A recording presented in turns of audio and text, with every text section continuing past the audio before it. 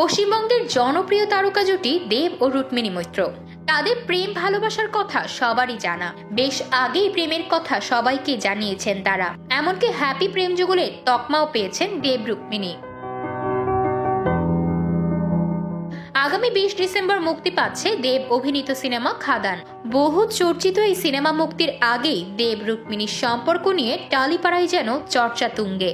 তবে হঠাৎ কি হলো দেব রুক্মিণীর, আর কেনই বা ভালোবাসার মানুষকে আনফলো করলেন রুক্মিণী? তবে কি চির ধরল তাদের সম্পর্কে? এবার রুক্মিণী এবং বিষয়টি নিয়ে মুখ খুলেছে দেব।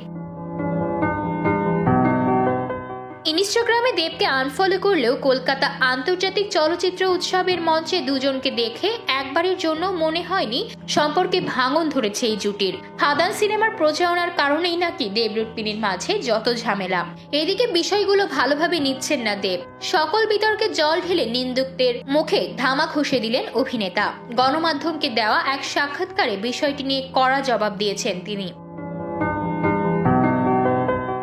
দেব বলেন, রুক্মিণী আমাকে ইনস্টাগ্রামে ফলো করছে কি ফলো করছে না সেটা নিয়ে আমি 10 জনকে কি উত্তর দেব?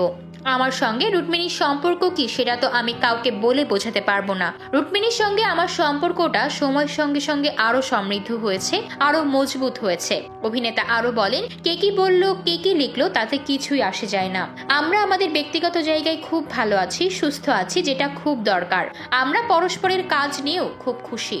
দেব জানান, খাদান শুরুর আগে সরে দাঁড়ান এক প্রযোজক। সেই সময় রুক্মিণী আগলে রেখেছিলেন অভিনেতাকে, তাই রুক্মিণী দেবের শক্তি। তিনি বলেন, রুক্মিণী বলেছিল তোমার যখন ইচ্ছে হচ্ছে তুমি খাদানি করবে, তাই সেই মানুষটা আমাকে ইনস্টাগ্রামে ফলো করলো কি করলো না সেটা নিয়ে আমি কাউকে বলে বোঝাতে পারবো না।